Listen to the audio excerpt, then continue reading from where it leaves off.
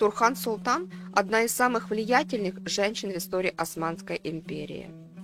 Ее жизнь была полна драматических событий, от пленения в детстве до восхождения на вершину власти. Она оставила после себя наследие, сочетающее жесткость, амбиции и реформаторский дух. Турхан родилась около 1627 года, предположительно на территории России. Ее ранние годы были омрачены трагедией. Во время татарского набега она была пленена и продана в рабство. Вскоре ее доставили в султанский гарем в Стамбуле. Девушка выделялась среди других наложниц своей поразительной внешностью. Высокий рост, стройная фигура, выразительные темные глаза и густые черные волосы. Однако не только красота сделала ее успешной.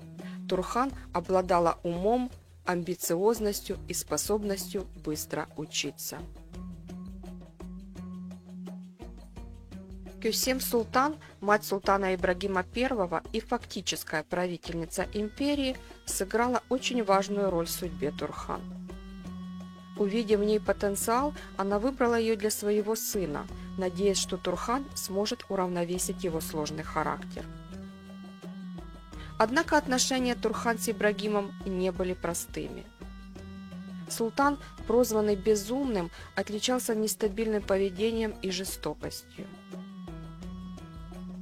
Рождение сына Мехмеда принесло Турхан высокий статус, но также сделало ее объектом зависти и ненависти других наложниц.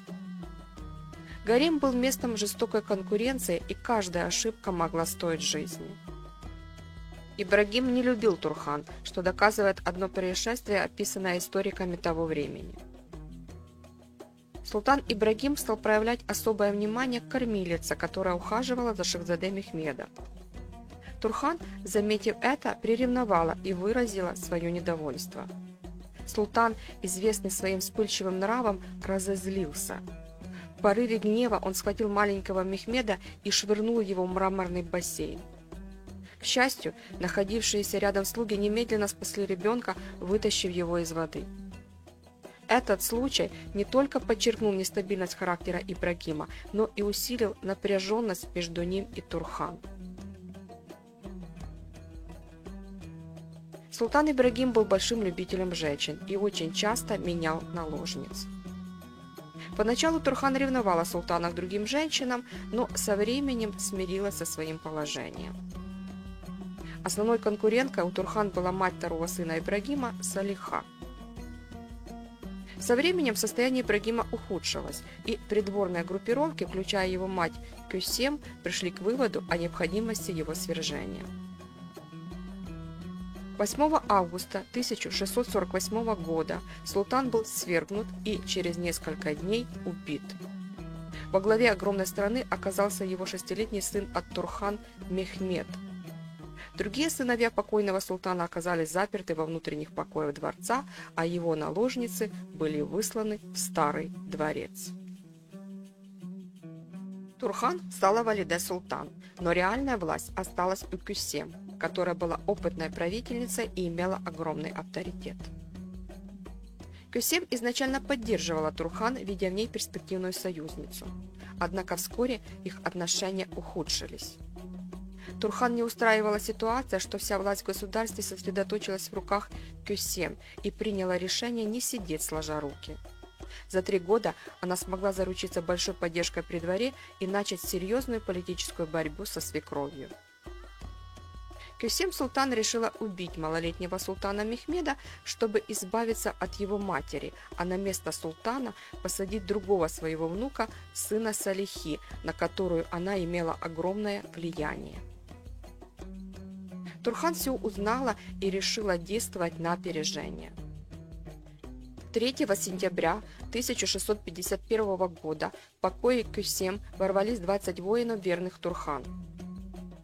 Кюсем спряталась в шкафу, но ее быстро нашли и выволокли из гарема на улицу.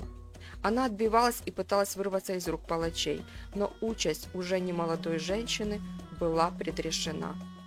Ее избили, сломали пальцы, а потом задушили веревкой от штор.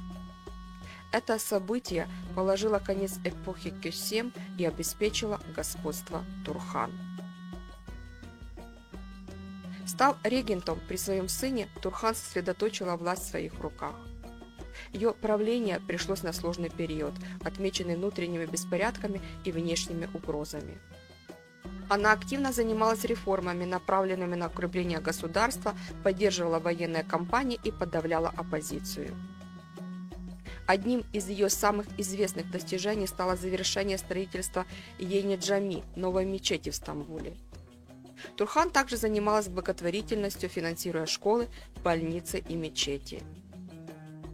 Ее стиль управления отличался жесткостью, но он позволил сохранить стабильность в империи. Турхан умерла в 1683 году, оставив после себя значимое наследие как в политике, так и в культуре. Турхан-Султан вошла в историю как пример женщины, способной достигать невероятных высот даже в условиях жесткой гаремной иерархии. Ее влияние на развитие Османской империи продолжает оставаться важной частью исторического наследия, а ее имя стало символом силы и решимости женщин в мужском мире власти.